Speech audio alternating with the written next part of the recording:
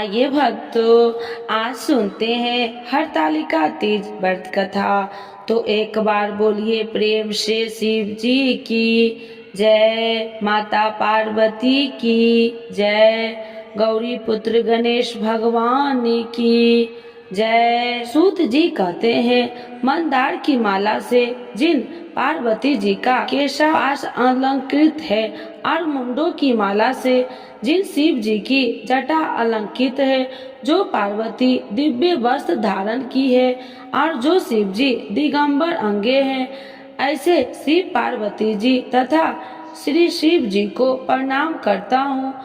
रणविक कैलाश पर्वत के शिखर पर बैठी हुई शिव पार्वती जी कहती है, हे महेश्वर, हमें कोई गुप्त व्रत या पूजन बताइए जो सब धर्मों से सरल हो, जिसमें परिश्रम भी कम पड़ना पड़े लेकिन फल अधिक मिले।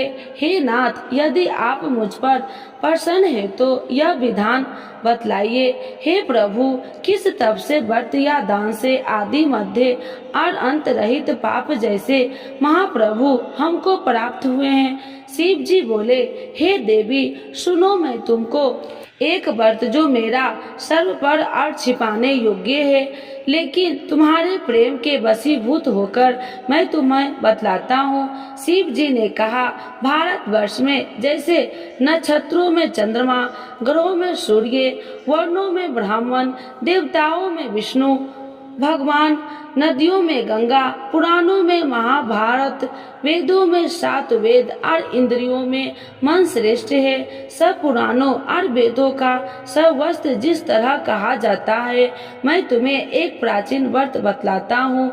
एक रात मन से सुनो।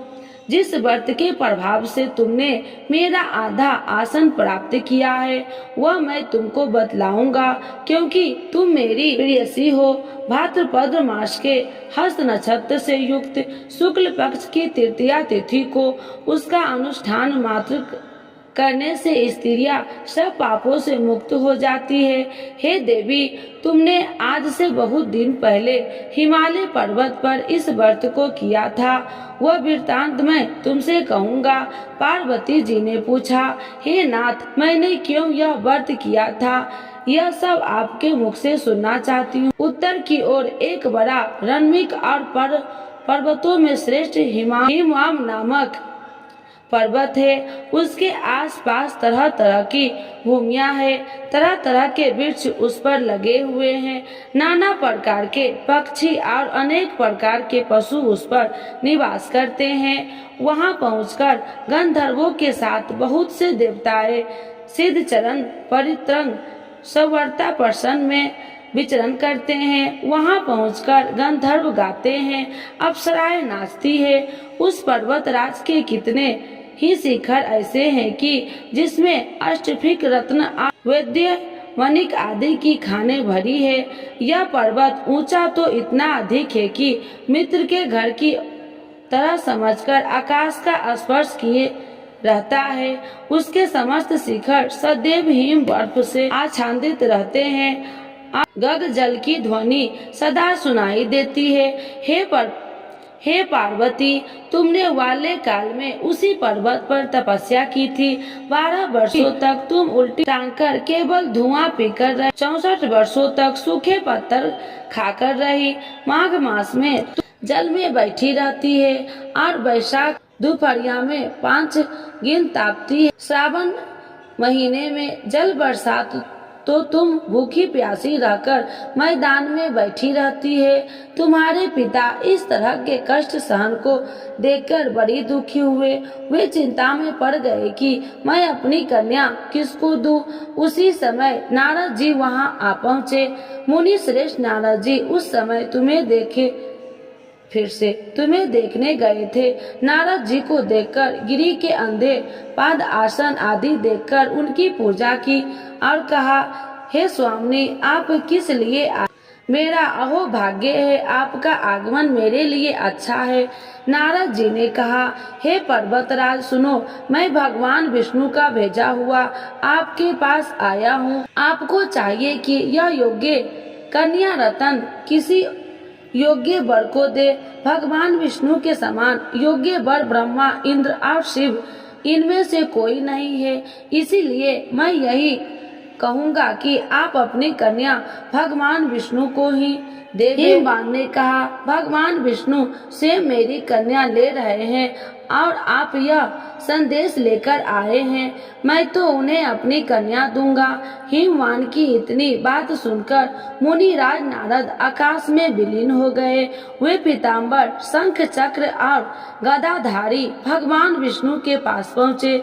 वहाँ हाथ जोड़कर नारद जी ने भगवान विष्णु से कहा, हे देव सुनिए, मैं आपका विवाह पक्का करा दिया है।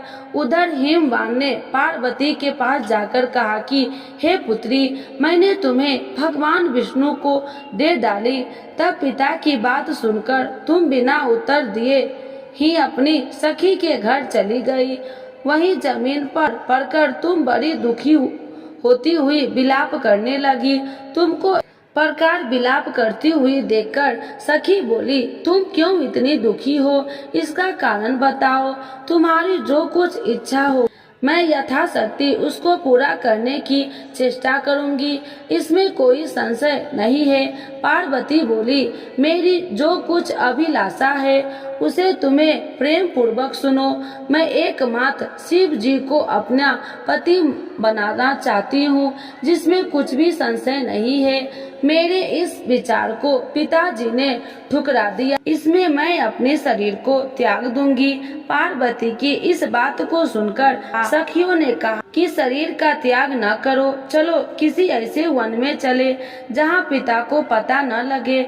ऐसी सलाह कर तुम वैसे वन में जा पहुँची। उधर तुम्हारे पिता घर घर तुम्हें खोजने लगे।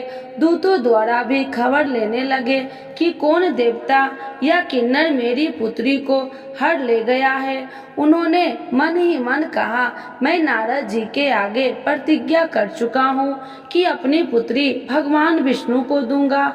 ऐसे सोचते सोचते हिमवान मूर्छित हो गए। गिरिराज को मूर्छित देखकर सब लोग हाहाकार करते दौड़ पड़े। जब होश हुआ तो सब पूछने लगे कि गिरिराज, आप अपनी मूर्छा का कारण बताइए। हिमवान ने कहा, आप लोग मेरे दुख का कारण सुने।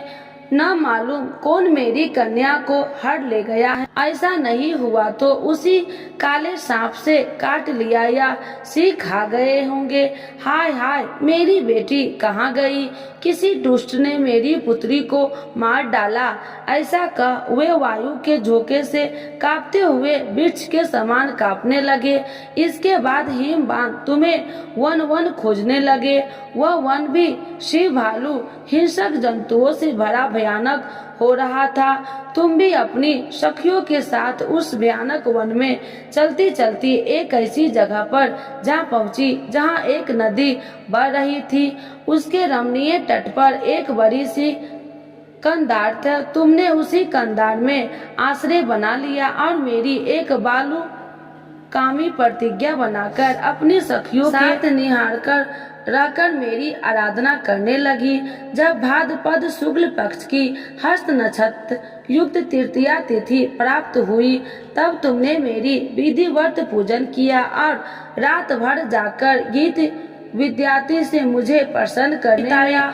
उस व्रत राज के प्रभाव से मेरा आसन डगमगा उठा, जिसमें मैं तत्काल उस स्थल पर जा पहुंचा जहां पर तुम मेरी सखियों के साथ रहती थी। वहां पहुंच मैंने तुमसे कहा कि मैं तुम पर प्रसन्न हूँ, बोलो क्या चाहती हो? तुमने कहा, मेरा देवता, यदि आप मेरे ऊपर प्रसन्न है तो मेरे पति बने। मेरे तथास्तु कहकर कैलाश पर्वत पर वापस आने पर तुमने वह प्रतिज्ञा नदी के प्रवाहित कर दी और सखियों के साथ उस महाव्रत का पालन किया। हिमवान भी तब तक उस वन में तुम्हें खोजते हुए आ पहुँचे। चारों दिशाओं में तुम्हारी खोज करते करते वे व्याकुल हो चुके थे, इसीलिए तुम्हारे आश्रम के समीप पहुंचकर ही थोड़ी देर बाद उन्होंने नदी के तट पर दो कन्याओं को सोते हुए देखा। देखते ही उन्होंने तुम्हें छाती से लगा लिया, बिलख कर रोने लगे। फिर, हे पुत्री, तुम शिव, व्याघ्र आदि जंतुओं से भरे इस वन में क्यों आ पहुंची? पार्वती जी ने उत्तर दिया, हे पिताजी, मैंने पहले ही अपने आप को शिव जी के हाथों सौंप दिया था। आपने मेरी बात टाल दी, इसमें मैं यहाँ चली आई। हिमवान ने सांत्वना दी कि हे पुत्री, मैं तुम्हारी इच्छा के विरुद्ध कुछ न करूँगा। वे तुम्हें अपने साथ ले घर आए और मेरे साथ तुम्हारा विवाह कर दिए, इसीलिए तुमने मेरा अध आसन पाया है। तुमसे आज तक किसी के सामने मुझे यह व्रत प्रकट करने का अवसर नहीं प्राप्त हुआ। हे देवी, मैं यह बताता हूँ कि इस व्रत का हरतालिका नाम क्यों पड़ा। तुमको सखियों हर ले गई थी, इसीलिए हरतालिका नाम पड़ा। पार्वती जी ने कहा, हे प्रभु, आपने नाम तो बताया, तब इसकी विधि भी बताइए। इसका क्या पुण्य है, क्या फल है, यह व्रत कौन करे। शिव जी पार्वती जी से कहते हैं कि हे देवी, मैंने समस्त स्त्री जाति की भलाई के लिए यह उत्तम व्रत बतलाया है। जो स्त्री अपने सौभाग्य की रक्षा करना चाहती हो, वह यत्न पूर्वक इस व्रत को करे। केले के खम्भे आदि में सुशोभित एक सुंदर मंडप बनाए, उसमें रंग बिरंगे के रेशमी कपड़ों से चंद्रमा लगाकर चंदन आदि सुगंधित द्रव्य से वह मंडप लिपवाए। फिर शंख भरी मेंढक आदि बाजे बजाते हुए बहुत से लोगों एकत्रित होकर तरह तरह मंगलाचरण करते हुए उस मंडप में पार्वती जी तथा शिव जी की प्रतिमा स्थापित करे।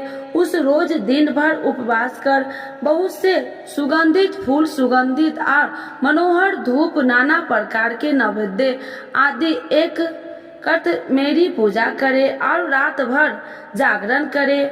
ऊपर जो जो वस्तु गिनाई गई है उनमें अतिरिक्त नारियल, सुपारी, जगबीरा, नींबू, लौंग, अनार, नारंगी आदि जो जो फल प्राप्त हो सके उन्हें इकट्ठा कर ले। उस ऋतु में जो फल तथा फूल मिले सके विशेष रूप से रख ले। इसके बाद धूप दीप आदि से पूजन करे, प्रार्थना करे, हे शिव, शिव रूपनी, हे मंगले, हे अथो के देने वाले देवी, हे शिव रूपे आपको नमस्कार है। हे शुभ रूपे आपको सदा के लिए नमस्कार है। हे ब्रह्म रूपनी आपको नमस्कार है। हे जगदात्री आपको नमस्कार है। हे हिंसवाहिनी संसार के भय से भयभीत मुझ दिन की रक्षा करे। इस कामना को पूर्ति के लिए मैंने आपका पूजा की है। हे पार्वती, मुझे राज्य और सौभाग्य दे, मुझ पर प्रसन्न होवे। इन्हीं मंत्रों से पार्वती जी तथा शिव जी की पूजा करे। तदंतर विधि पूर्वक कथा सुने और ब्राह्मण को वस्त्र, गौ, सुवर्ण आदि दे। इस तरह एक चित्र होकर स्त्री पुरुष दोनों एक साथ पूजन करे। फिर वस्त्र आदि जो कुछ हो सका उसका संकल्प करे। हे देवी, जो स्त्री इस प्रकार पूजन करती है वह सब पापों से छूट जाती है और उसे 7 जन्मों तक सुख तथा सौभाग्य प्राप्त होता है। जो स्त्री तृतीया तिथि का व्रत न कर भक्षण करती है तो वह 7 जन्मों तक विधवा रहती है और उसको बार बार विधवा होना पड़ता है। वह सदा दरिद्र पुत्र शोक से शोकाकुल स्वभाव की, झगड़ालू, सदा दुख भोगने वाली होती है और उपवास न करने वाली स्त्री अंत में घोर नरक में जाती है। मांसाहार करने से वादित, दही खाने से बिल्ली, मिठाई खाने से चींटी और कुछ खाने से मक्खी होती है और तीज को अत्र खाने से सुकरी, फल खाने से बंदरिया, पानी पीने से जोक, दूध पीने से सांपनी, उस रोज सोने से अजगरी और पति को धोखा देने से मिर्गी होती है। इसीलिए सभी स्त्री व्रत अभ्यास करे। दूसरे दिन सुपर्ण, चांदी, तांबा अथवा बांस के पात्र में अत्र भरकर ब्राह्मण को दान दे दे और पारण करे। जो स्त्री इस प्रकार व्रत करती है वह मेरे समान पति पाती है और जब वह मरने लगती है तो तुम्हारे समान उसका रूप हो जाता है। उसे सब प्रकार के सांसारिक भोग और संयुक्त मुक्ति मिल जाती है। इस हरतालिका तीज की व्रत कथा मात्र सुन लेने से प्राणी को 1000 अश्वमेध और सैकड़ों वाजपेयी यज्ञ कराने का फल प्राप्त होता है। हे देवी, मैंने यह सब व्रतों में उत्तम व्रत बतलाया जिसके करने से प्राणी सब पापों से छूट जाता है, इसमें कुछ भी संशय नहीं है। तो एक बार बोलिए प्रेम से शिव जी की जय, माता पार्वती की जय, गौरी पुत्र गणेश भगवान की जय। श्री शिव चालीसा। जय गणेश गिरिजा सुमन, मंगल मूल सुजान, कहत अयोध्या दास तुम, देहु अभय वरदान। जय गिरिजापति दीन दयाला, सदा करति संतन प्रतिपाला। भाल चंद्रमा सोहत नीके, कानन कुंडल नाग फनी के। अंग गौर शिव गंग बहाए, मुंड माली तन छार लगाए। बस्ती खाली बागंबर सोहे, छवि को देख नाग मन मोहे। नैना मातु की हवे दुलारी, बामे अंग सोहत छवि न्यारी। कर त्रिशूल सोहत छवि भारी, करत सदा शत्रुरन क्षयकारी। नंदी गणेश सोहे तह कैसे, सागर मध्य कमल है जैसे। कार्तिक श्याम और गणराऊ, या छवि को कहीं जात न काऊ। देवन जब ही जाए पुकारे, तब ही दुखी प्रभु आप निवारा। किया उपद्रव तारक भारी, देवन सब मिली तुम ही जुआही। तुरत शरणन आप पठाओ, लवनी में सी महामारी गिराओ।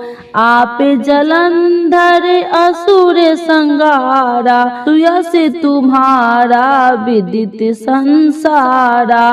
तिरपासुर संग युद्ध मचाई, सब ही कृपा कर लीने बचाई।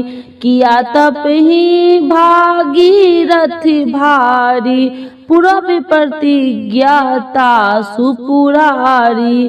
दिनन मह तुम सब को नो नाही, सेवक स्तुति करत सदाही। वेद माही महिमा तुम गाई, अकथ आनंद भेद नहीं पाई। प्रकृति उदति मंथन में ज्वाला, जरत सुरासुर भय बिहाला। किन्हीं दया तह करी सहाई, नीलकंठी तब नाम कहाई। पूजन रामचंद्र जब किन्हा, जीत के लंक विभीषण दिन्हा। सहस कमल में हो रहे धारी, किन्हीं परीक्षा तब ही पुरारी। एक कमल प्रभु राखहु जोही, कमल नयन पूजन चह सोई। कठिन भक्ति देखी प्रभु शंकर, भय प्रसन्न दिए इच्छित वर। जय जय जय अनंत अविनाशी, करत कृपा सबके घटवासी। दुष्ट सकल नित्य मोहि सतावे, भ्रमत रहो मोहि चैन न आवे। त्राहि त्राहि मैं नाथ पुकारो, यही अवसर मोहि आने उबारो। ले त्रिशूल शत्रु को मारो, संकट ते मोहि आने उबारो। माता पिता भ्राता सब होई, संकट में पूछत नहीं कोई। स्वामी एक है आस तुम्हारी, आए हरहु मम संकट भारी। धन निर्धन को देत सदाही, जो कोई जाचे सो फल पाही। स्तुति कहीं विधि करे तुम्हारी, क्षमहु नाथी अब चूकी हमारी। शंकर हो संकट के नाशन, मंगल करन विघ्न विनाशन। योगी अति मुनि ध्यान लगावे, शारद नारद शीश नवावे। नमो नमो जय नमः शिवाय, सूर्य ब्रह्मादि की पार न पाया। जो यह पाठ करे मन लाई, तापर होते है शंभु सहाय। ऋणिया जो कोई हो अधिकारी, पाठ करो सो पावनहारी। पुत्र होने कर इच्छा जोई, नीचे शिव प्रसाद ते ही होई। पंडित त्रयोदशी को लावे, ध्यान पूर्वक होम करावे। त्रयोदशी व्रत करे हमेशा, ताकि तन नहीं रहे कलेसा। धूप दीप नैवेद्य चढ़ावे, शंकर सन मुख पाठ सुनावे। जन्म जन्म के पाप नसावे, अंत धाम शिवपुर में पावे। अयोध्या दास आस कहे तुम्हारी, जाने सकल दुख हरहु हमारी। नित्य नेम उठहि प्रातः पाठ करो चालीसा, तुम मेरी मनोकामना पूर्ण करो जगदीशा। मगशिर छवि हेमंत ऋतु, सावन 64 जान। स्तुति चालीसा शिव ही, पूर्ण किन कल्याण। शिव जी की जय, भोला बाबा की जय। शिव जी की आरती। भगवान शिव जिन्हें शंकर भोलेनाथ महादेव के संबोधन से भी पुकारा जाता है, इनकी स्तुति मुख्यतः साप्ताहिक दिन सोमवार, मासिक त्रयोदशी तथा प्रमुख 2 शिवरात्रियों को की जाती है। शिव जी की आरती इन्हीं दिन और पर्व को विशेष रूप में की जाती है। शिव जी की आरती के बिना उनका कोई भी व्रत अधूरा माना जाता है, इसीलिए आप लोग यह आरती जरूर सुने। ओम जय शिव ओमकारा, स्वामी जय शिव ओमकारा। ब्रह्मा विष्णु सदा शिव, अर्धांगी धारा। ओम जय शिव ओमकारा, एकानन चतुरानन पंचानन राजे। स्वामी पंचानन राजे, हंसासन गरुड़ासन विश्वाहन साजे। ओम जय शिव ओमकारा, 2 भुज 4 चतुर्भुज, 10 भुज अति सोहे। स्वामी 10 भुज अति सोहे, त्रिगुण रूपिणी रखिते, तिरुबनि जन मोहे। ओम जय शिव ओमकारा, अच्छी माला बनि माला, मुंडी माला धारी। स्वामी मुंडी माला धारी,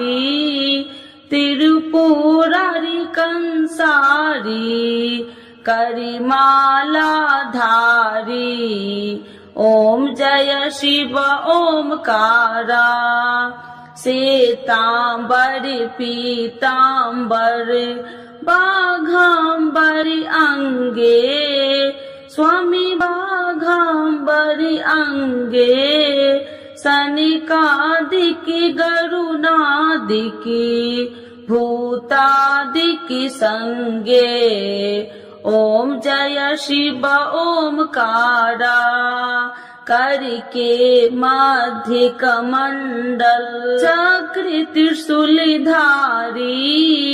स्वामी चक्र त्रिशूलधारी।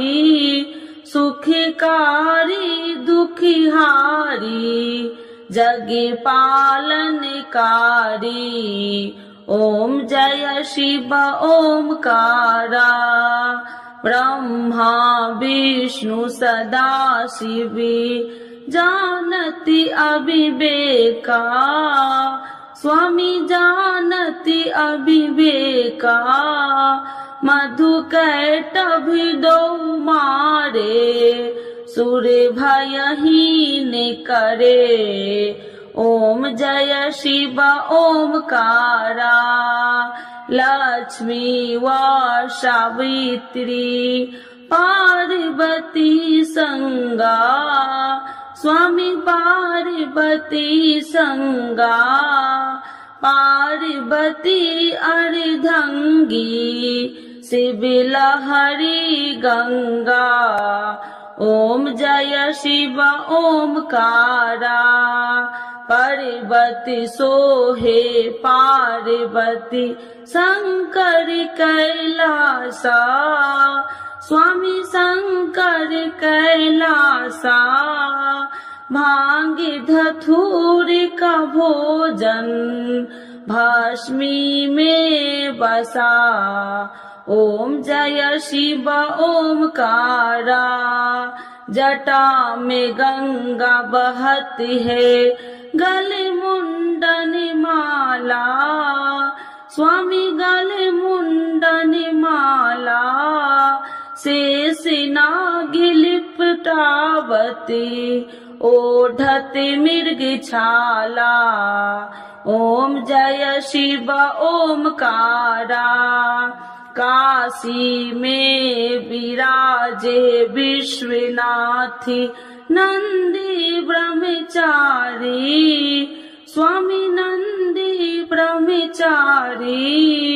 नित्य उठी दर्शन पावती महिमा अति भारी। ओम जय शिव ओमकारा। त्रिगुण स्वामी जी की आरती जो कोई नर गावे। स्वामी जो कोई नर गावे। कहत शिवानंद स्वामी मन वांछित फल पावे। ओम जय शिव ओमकारा। प्रभु हर शिव ओमकारा। शिव जी की जय। माता पार्वती की जय।